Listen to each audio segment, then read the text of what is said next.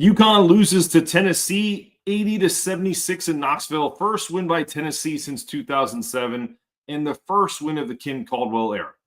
You're locked on.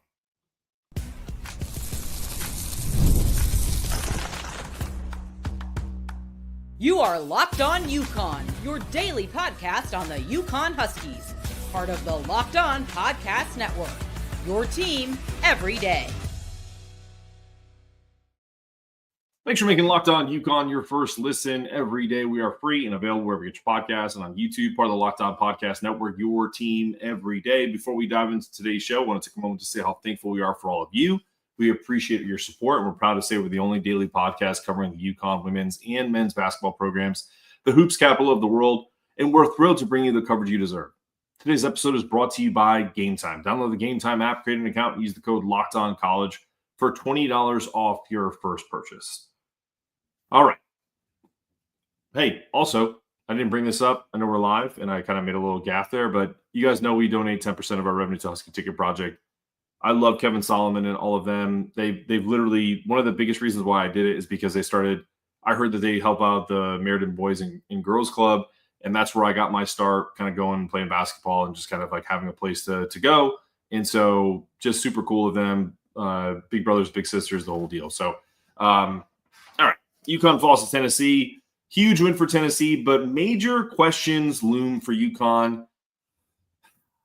I sigh because, well, first off, I'm tired, and it's been a long day. I'm traveling tomorrow, and what I was hoping for was tonight I could sit back and watch UConn play a complete game, but I'll go back to something that I talked to Maria Conlon about this afternoon, which is she did say, and I agree with this because Bella, who's waiting backstage, and we'll get her in here in a second, have been talking about this for a few weeks now, which is, I don't know if they're prepared for these games. What happens in the Big East, unfortunately, when they play a Villanova, when they play a DePaul, when they play even the Creighton, the Creighton game was kind of gave you some clues. They didn't look prepared in that game, but because Creighton's not as talented and as athletic as Tennessee, they could get by, right? If UConn wants to compete for a national championship, games like this can't slip away. They had stretches where they pushed and got out to a 7 or 8 point lead, and they just kind of let people back in. They missed layups, tons of open shots. They had, Tennessee had a 76-74 lead late, but couldn't really get a great shot. So they're forced to shoot a corner three with a hand in the face, and then UConn can't get a rebound. That was a huge part of this game. Couldn't get rebounds when it mattered. And part of, because I saw a lot of BS on Twitter about, this team needs to get tougher. You got to be a little more specific if you want to pass the smell test. If you know basketball, this team physically is tough enough to play against Tennessee. They lost by 2 points on the road or 4 points on the road. So it's not like they got their doors blown off and, the toughness meter was low. Mental toughness is a different story. If that's what you mean, then I'm with you. This team is not mentally tough. And how could they be? If you're playing cupcakes all year and then you sprinkle in a couple of like Grizzly Bear games, that's a tough row to hold. And I'm not making excuses. It's just the reality. Kelly Harper even said it outright at the end of the game as I was getting this set up. She said they simply wanted it more. They thought that they outworked us. That's exactly what she said. And oh, by the way, she gave birth 18 days ago to a child, to another human being. She birthed her son, and she's on the sidelines. And you don't think her team is feeding off that energy? Now, I know Gino Auriemma can't have a baby, so that's an issue, right? But that kind of toughness is what I'm talking about. The mental toughness my wife just had a baby 4 months ago. She's this type of tough. She was literally ready to go out a week later. So for me, I would have been, held up for 6 months. So the mental toughness that we're not seeing on the court for when you face a team like this that's hungry, that's on the come up, and you're kind of that team that's, the status quo, it's the kind of toughness that UConn could have used in Knoxville, for sure. And it's not just all about grit. It's attention to detail. We just talked about that. Crash the boards. They had 46 to 34 a rebounding edge. They including 17 offensive rebounds for Tennessee, 17 extra touches for a possession for a team that lives off second possessions, 3-point shots, who didn't shoot the three particularly well. They just made clutch threes. You just can't let that happen, especially when you're struggling offensively. UConn's defensive rotations were slow, box outs were inconsistent, and they looked unprepared for Tennessee.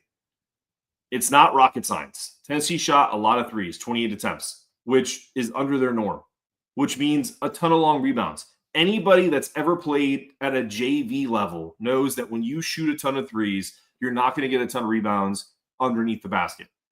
Time and time again, Sarah Strong, Janelle Elfie, Aubrey, Paige, all got caught underneath the rim. Ball goes out deep. The guards weren't coming back to help on that, so that's their fault too. Offensive issues, in my opinion, were glaring. But I'm going to stop for a second. I'm going to get Bella in here. She's waiting patiently, and if anyone else wants to come on the show, we'll do that too. But let's get Bella in here to get her perspective before I continue to shoot my mouth off. So let's do it. What's up, Bella? How we doing? Good. How are you? Good. Well, as good as I can be, I guess, after this just disappointing loss. I agree with everything you had to say. I say this at any single level, like you said. If you get out rebounded, I'd say 7-8 times out of 10 you're going to lose the game. Especially when you're playing a team that's of a similar caliber, as you, right? This isn't the DePauls of the world, the Villanovas of the world. This is, SEC, really, really good quality basketball that you're playing against. Listen, other than obviously the glaring things you said, the one good thing is that I really looked at is we outplayed Tennessee for 30 minutes out of 40 minutes of basketball. First quarter, we outscored them 19-17. Second quarter, we tied 20-20. Third quarter, we got outscored 22-15, and we outscored them in the fourth quarter by 1. We lose that game in that third quarter, and anybody who's anybody can say it. I was kind of like doing a little bit of a live sort of video segments on TikTok, saying in the third quarter, I was kind of getting ready to say, okay, I felt like they handled the pressure pretty well. Yes, they missed some shots that they really should have made, but I felt like in the first half, they handled pressure really well, especially early on. Obviously, they had some glimpses where they got a little bit tired, but I just don't know what was said in the locker room at halftime where they came out so flat. They came out like they would against, in the first quarter where, they act like they hadn't just played a full 20 minutes of basketball and technically outplayed them by 2 points. It's just disappointing. It's just a game that, again, Mark, I got cocky, and I think we both said, as a team, you don't want to look over Tennessee. Yeah. But it seems like they did because they were not prepared. And I think the biggest question for me now is, Mark, yes, they only lost by 4 on the road, but it was not a pretty loss. 4 points I think could have been a lot more if, a couple down the stretch. I think Aubrey Griffin had a really good end of the third quarter and great start to the fourth quarter where she gave us some minutes that kept us in the game. And same thing with Azzi, who didn't have her best night, but made a 3, I believe, in the last 2 or 3 minutes of the fourth quarter that was huge to cut it from a 7-point game to a 4-point game. So there were some glimpses, but again, I mean, I think I have to say, a really ugly loss, in my opinion, regardless of the score. And now if you go out and lose to South Carolina, we talked about potentially getting a 1 seed if we could run the table. Does this jeopardize a 2 seed for UConn if they lose badly again to South Carolina? Yeah, and honestly, I'm not going to sugarcoat it. I think 100%. There was a question by Jimmy in here, or was it Jimmy or Joe? Someone in there in the chat that said if they lose to South Carolina, are they a 3 seed? And I said 100% yes. They missed 6 layups in the first half. They missed probably 15 to 20 open shots. Tennessee did not play great defense. Okay, they play helter skelter, but that's this system again. Don't listen to me, or go back and watch the show I did with Maria a few hours ago, where she essentially said, this press is not meant to turn you over. And if it turns you over, it's like a bonus. Yeah. And that's what this system is.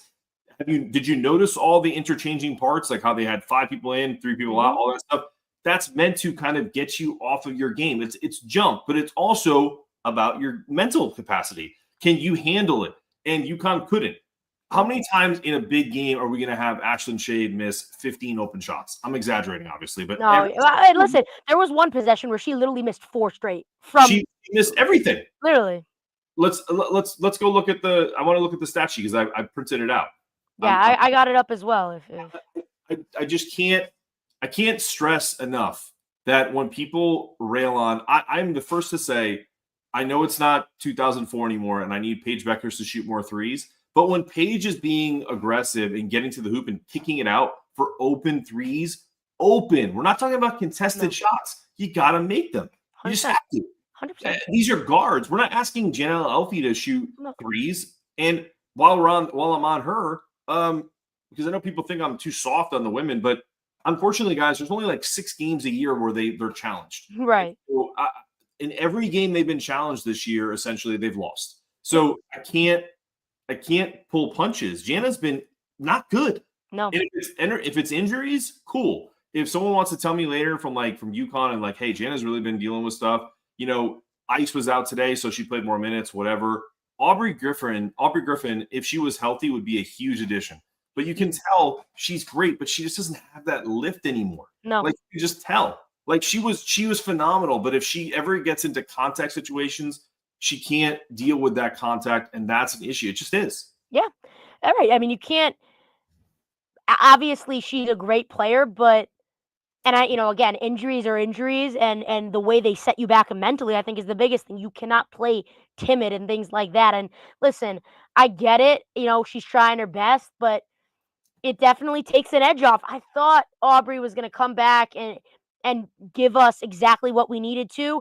And I think today was by far her best game, but it just wasn't enough. I think Jana definitely needed to be more productive. And the same thing you said with Ashlyn Shade, I think it is absolutely right. I get it. She's only a sophomore, but she was the Big East freshman of the year. Okay. And you come to UConn, you know exactly what's going to be expected of you.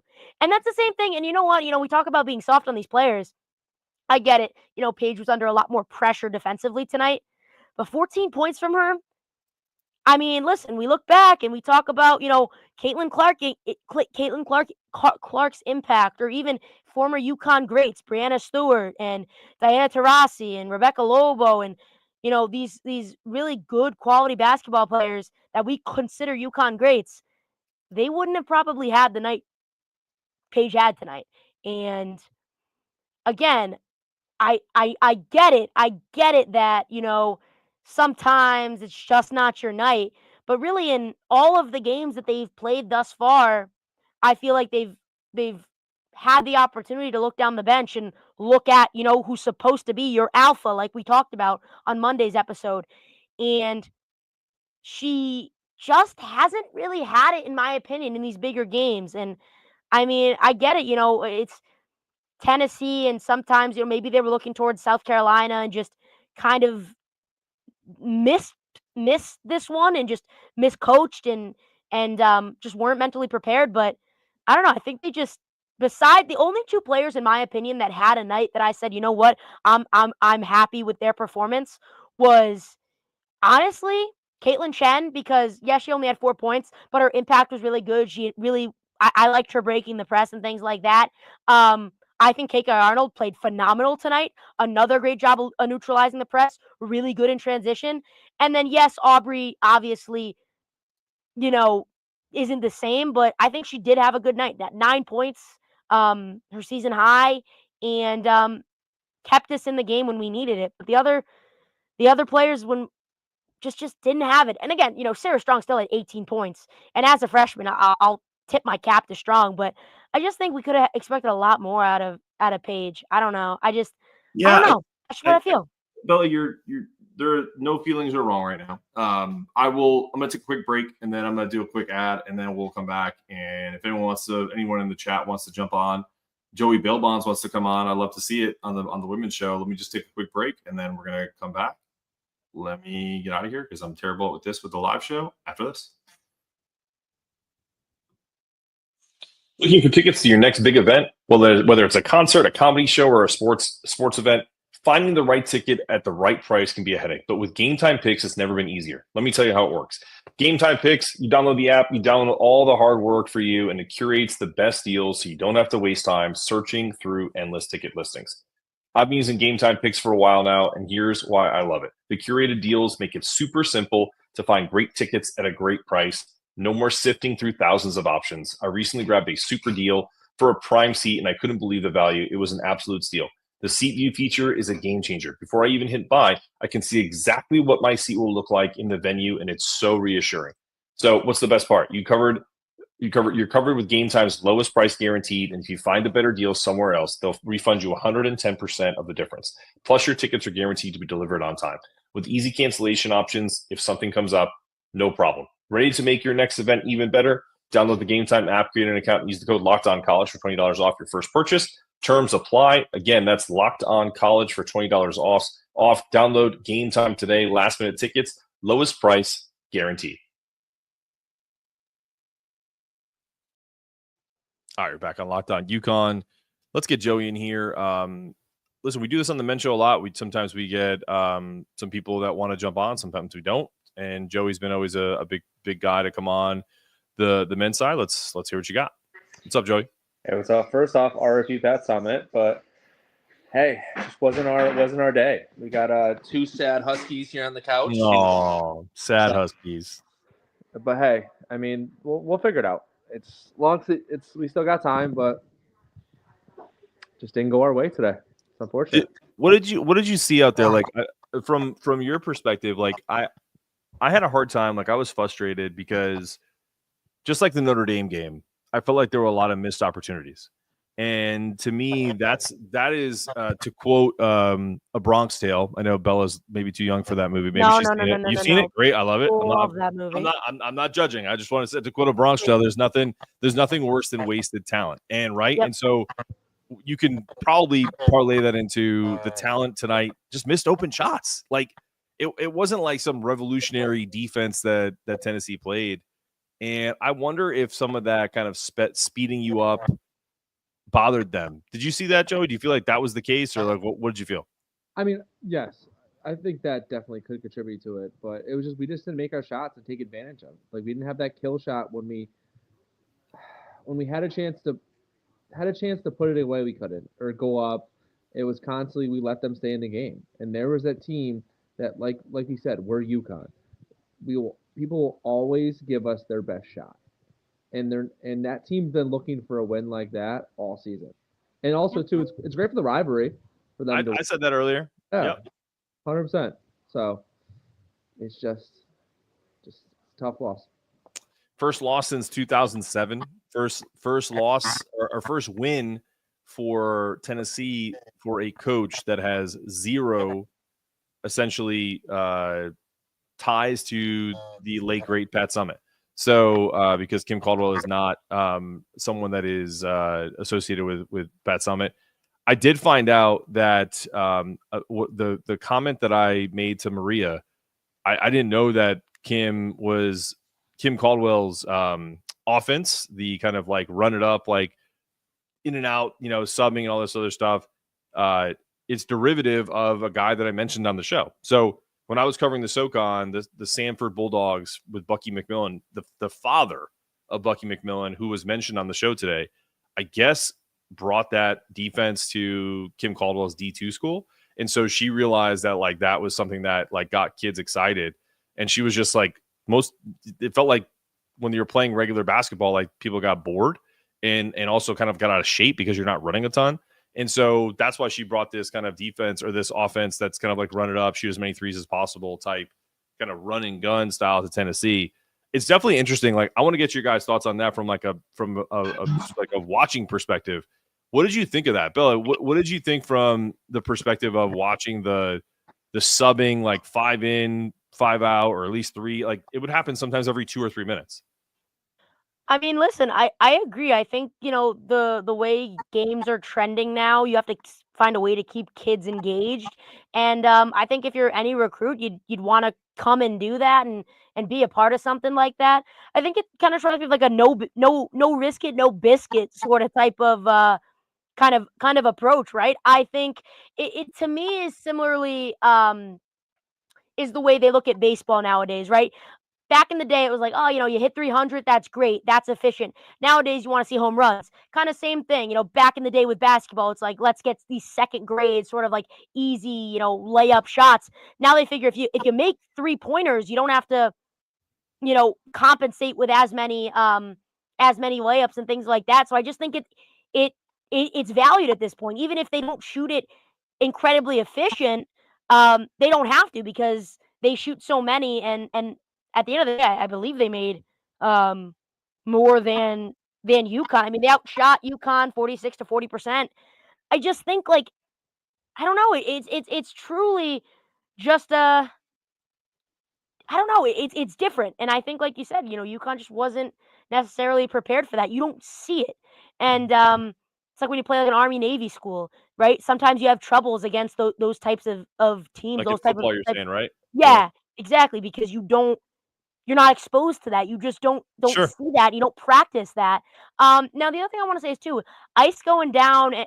Could have been taking a little wind out of UConn's sail, just mentally thinking, okay, like now we have to really change our whole game plan. And we talked about Jana just not really figuring it out today or any of the season, but today alone, I think maybe she's thinking, okay, now I have to play an even bigger role. And when you ask players to play, beyond their means, especially Jana, you can kind of consider her almost a freshman because she didn't play last year. It's tough. It's unfortunate. Hold on, Bella. Let's talk about this. This came in through the chat, and I'm going to go down the line. We'll go Joey, then Bella, back to you, and then I'll give my thoughts. Can you guys discuss how much Paige seems to have regressed this year compared to freshman year? She seems to be trying too hard, getting in her own head. What do you think that's true, Joey, or do you think that's something different? I mean, also, look, I mean, she's definitely trying to step up to fill that moment and be that player, but it's, I don't know, is it the injuries? Is it just the shots not falling? But she's still Paige. I mean, I trust her. You saw a lot of times when she's making shots, like it was a neutral site. It was a non-neutral site. It was an away game. It just didn't work out for her. But touching on what Bella said about like the football aspect, like yeah, when you play Navy, you got that triple option. It's hard to cover. I'm glad you said football because it reminded me as like a D lineman of bringing in fresh legs, and you bring in fresh bodies that can shoot. That Art Wynn did that. Just put them up. I think that one girl was like 0 for 5 before she made that last 3. Yeah, Bella, do you think there's a regression, or do you think I listen, I'm not making excuses, but as someone that has gotten older and slower, it's when I've talked to doctors about the ACL stuff and the different injuries that happen, it's very similar to just a person that is from at the age of 20 versus the age of 43. Like you're just not going to be as quick. And when you have those multiple surgeries, whether it's AZ, whether it's Paige, the explosiveness just isn't where it used to be. She's still great, but do you see that kind of decline, and do you feel like this is an accurate statement? Okay, so I think the one thing too about Paige that everyone loves to look at points, but we also have to look at. I mean, she had 8 assists tonight. Like that's a stat that you have to look at. That like she's getting things done in other aspects that we just don't highlight or really look at too much. I mean, I get it. She's a player that's supposed to go out and should be scoring at least 20 points in a game like this. But she still was able to distribute the ball really well, which is something that I think is just as important. Now, the other thing that I don't think she's necessarily regressed as a player, but for me, I don't think she's as clutch as she used to be. I don't trust her in a big moment. Like today, if you said, okay, who do I want to shoot the ball? Say we were down, 2 and we needed to either tie, or we were down 1 and we need a bucket. I just don't feel like, and a comment coming in right now, she's doubting herself. I agree. I don't think I trust her, and I don't know if she trusts herself to be the person with the ball in her hands with the game on the line. At this point in time, I don't know if I trust anybody because, you had Sarah Strong in the USC game. I get she's a freshman, and, she shouldn't be the person that ends up with the ball in her hand. She shouldn't have to be, but she, probably down the stretch if we need her, she will be. But, yeah, I don't think I trust anybody. I think we talked about, the men's game when they suffered the loss to, was it Villanova or Yeah. Creighton? I think it was Villanova. I think that it's the same thing as we didn't know who we wanted to score the last shot because we didn't have anybody. I think that's the same thing right now. I don't think we have anybody, and I think, yeah, Paige has regressed in that aspect. We don't have her to give us that clutch factor. I'm going to answer this question. I wanted to put it up there so I didn't forget, because then they just go away if they scroll away. Do I think Gino has lost it? I don't think he's lost it. I think I don't think that's a fair question. The guy is 72 years old or 70 years old, something like that. I think he's gotten more apathetic. I think that's a fair assessment. I think there's a part of him, as is true with anybody that has done something for 40 years, where you still love it, but it's not the same. Like, the way college basketball is today is not the same. It's just not the same as it was when he first started. It's not the same in the women's game. It's not the same in the men's game. I'm not talking about these. And I'm not going to go crazy. Joey see me crazy on the show. Bella, you have too. But I will say, it's not like the losers who say, well, NIL is ruining sports. No, it's people that blame NIL that kind of use it as a crutch. It's not about NIL. It is truly just about players today are different than they were 20 years ago.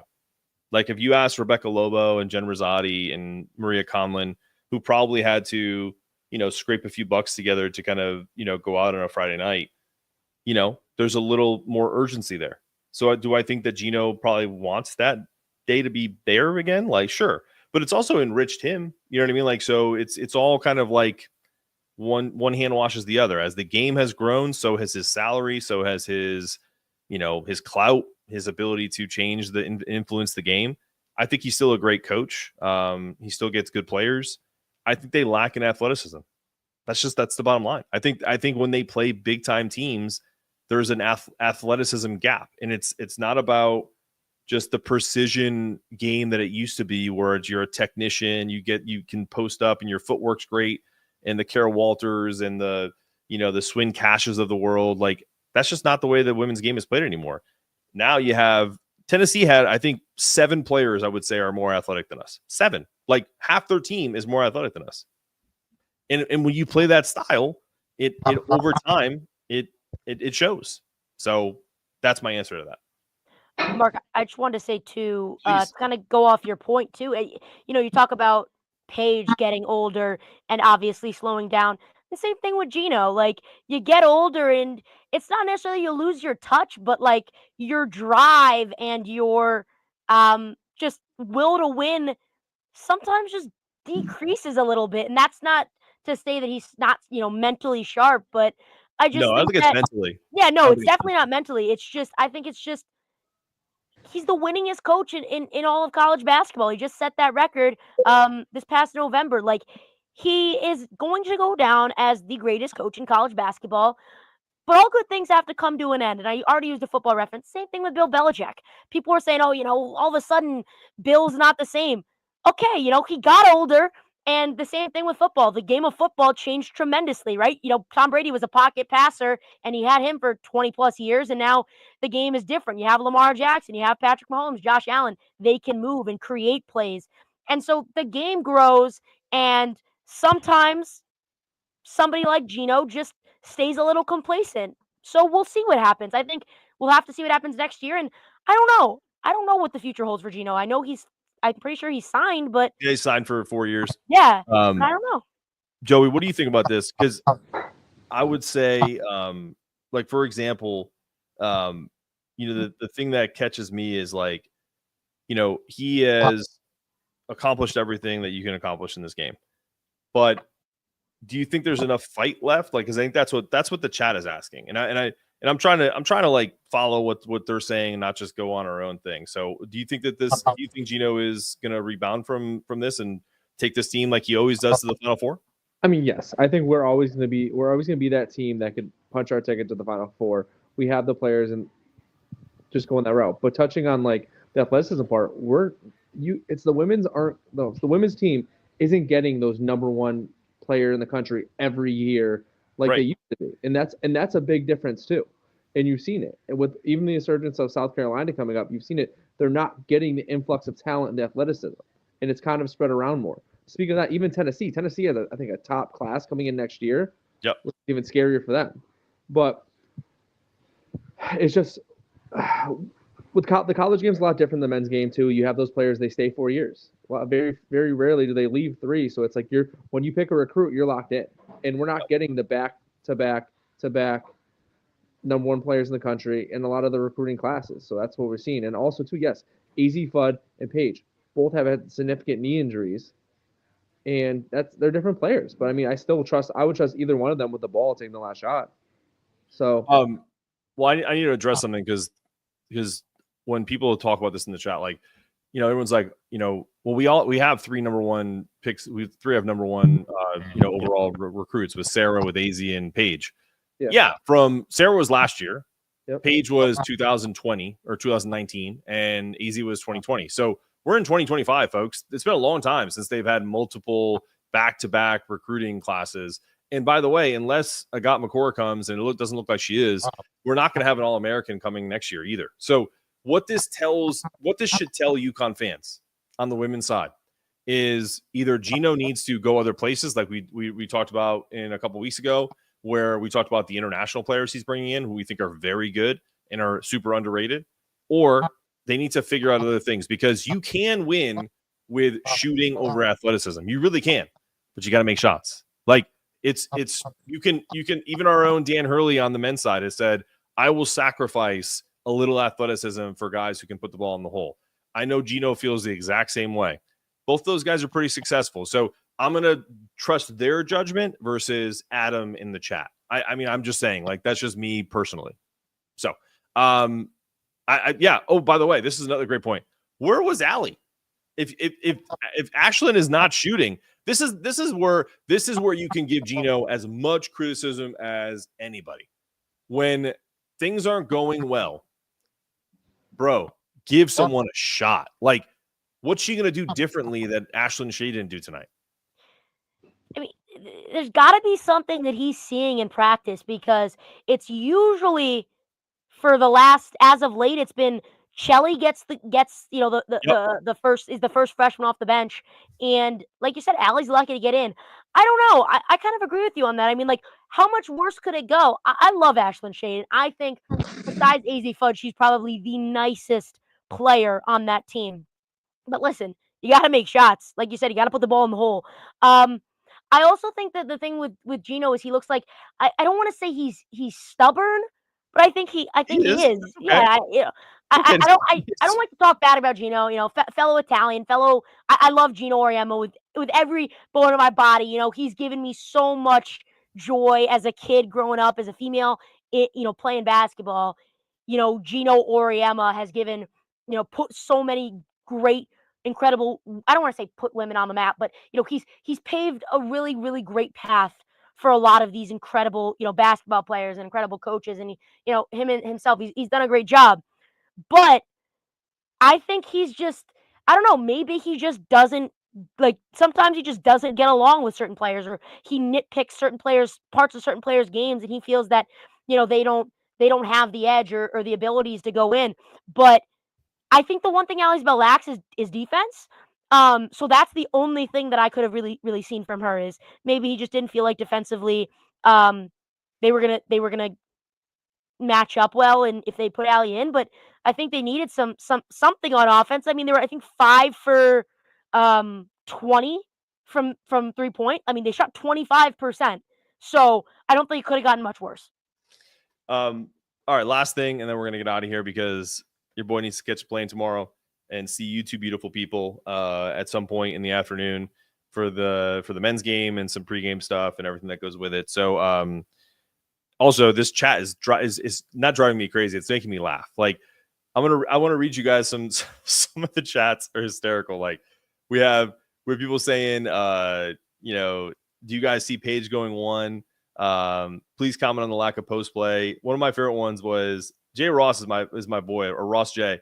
He was like, Jimmy Page, have you been watching UConn's women's basketball since the 90s? And he's right. They set the standard of play, and the game has improved significantly. And that's great for college basketball. I said that on the show the other day. Like, look, if Tennessee wins this game, it's probably good for women's basketball. Everyone relax. Like, UConn is still going to be a 2 or a 3 seed going into the tournament. They still have a great chance to make the Final Four. No one's invincible. I think South Carolina game is going to be another good litmus test. if they play like they did against Tennessee, South Carolina is going to rip their doors off, and they're going to beat them by 20. And then people are going to be still talking about how this team is soft and blah, blah, blah, blah, blah. Bottom line is they need to play better, and they need to make open shots. And there's nothing that teaches a team like failure. So we talked about this, Bella, on our show, where they could lose this game against Tennessee. If they win against South Carolina, all will be right in the world. So do you think going into this South Carolina team, or no, that's not even the question I was going to ask. They're playing the Big East. I couldn't help but think all the people that were pissed off at me for breaking the Big 12 story a couple days before, I guess it was supposed to be broken. And, how I've talked about how if they played in the Big 12, the women's team would be the first program that would benefit from the competition upgrade. I can't help but ask this question. If they're in the Big 12, do they come into this game more battle tested playing against Tennessee? Anybody can answer. Joey, you want to grab that one first, then I'll go off you? You're muted, brother. I got you. Go ahead. Just kidding.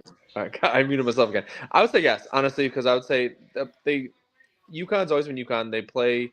I like them. They play the good teams. They play that. But I mean, we know we're going to win the Big East. It's never been in doubt that we're not going to win the Big East, and we're going to get a home game, stuff like that. So the Big East is weak, as weak as all get out. Bella, this is clearly a yes, right? Yeah, I do agree with that. But you know what I'll say too is, though, I think the time this game comes in this season too is tough. Like Gino said, playing these games can kind of get you out of rhythm. I think if we played it like earlier in January, after we had a tougher December with USC and Notre Dame, maybe things would have went different with obviously everybody healthy. I mean, that obviously that wouldn't have happened, but I think with everybody at full strength, I don't know. I think, yeah, I don't know. I agree with you. I think playing them in the Big 12 would have been bigger. This is what I want to say, because I feel like some people in the chat really need this to be spelled out for them. When you play a tougher schedule, you're more prepared for games like this. When you play a bunch of, like, essentially it's like, I'll give you an example. Pickleball is all the rage right now, right? If you're a really good pickleball player and I gave you a tennis racket and then you had to go play on a big court, you'd get your ass kicked because you don't know what you're doing. And it would take you probably 20 minutes just to get acclimated, if not an hour. So when you don't play in an arena with 20,000 screaming fans, you go to Villanova and there's 1,200 people there. Woo! Like, you know what I mean? Like, you go to St. John's and there's, 14 people there wanting to see Paige and get her autograph. You're not as mentally tough as you need to be going into this game. It's as simple as that. The Big East didn't cause them to lose this game. The Big East is a symptom of them not playing tough competition. And that's what I'm trying to say. And if you don't understand that, then I'm sorry that you don't understand basic kind of comprehension. That's not my problem. It's a really simple algorithm. Honestly, when's the last time we've lost the Big East conference game? I can't imagine. It was a couple years ago in Paige was hurt, right? I think it was January. They lost to Villanova in January of 22. I can search that up. Yeah. It's been a long time, guys. Like, that's the thing. So, yeah. Dude, my man right here. Look at this. What up, Ross J? Throwing us a 50 spot on the super chats. What up, dude? Appreciate you. That'll go into the travel fund. Appreciate that. Listen, I'm done for the night. Like, I love you guys. There's really nothing else to say.